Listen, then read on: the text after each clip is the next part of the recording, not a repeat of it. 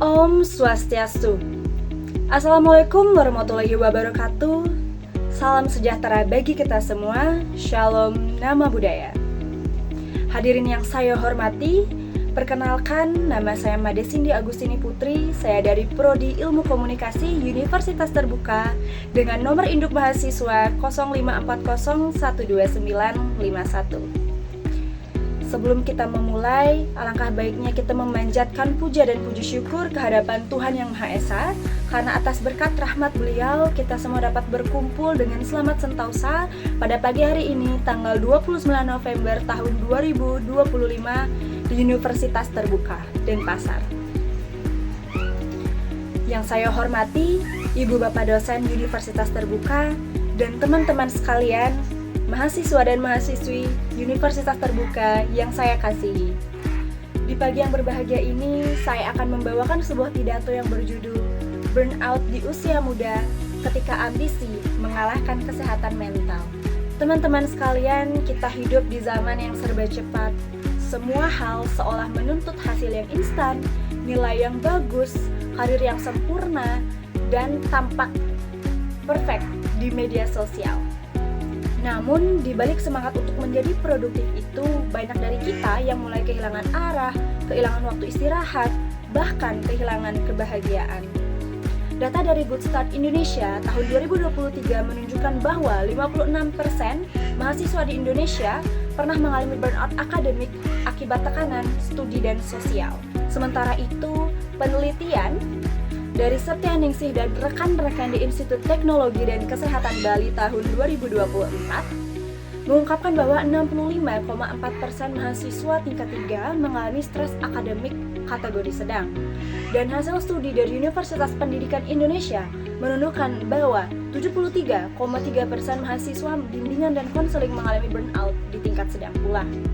Angka-angka ini menunjukkan satu hal penting, yaitu burnout bukan hanya perasaan lelah biasa, tetapi sudah menjadi masalah yang serius yang sudah dialami oleh banyak anak muda di Indonesia. Penyebabnya pun beragam. Yang pertama, ada karena ambisi yang berlebihan, ada pula karena tekanan sosial untuk selalu tampak sukses, dan kita terbiasa untuk membandingkan diri dengan orang lain. Padahal setiap orang memiliki jalannya masing-masing. Nah, akibatnya banyak dari kita kehilangan motivasi, sulit fokus, dan merasa jenuh dengan rutinitas ini. Tubuh menjadi lelah, begitu juga dengan pikiran, tetapi tetap memaksa diri karena takut dianggap malas.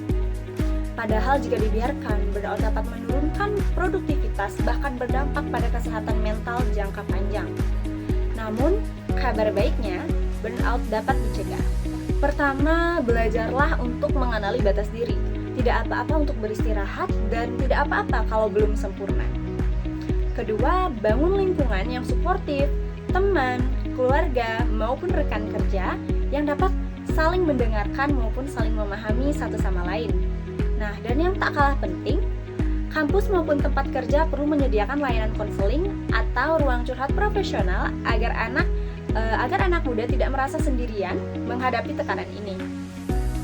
Baiklah para hadirin yang saya hormati, burnout bukan tanda kelemahan, melainkan tanda bahwa kita sudah berjuang terlalu keras tanpa jeda.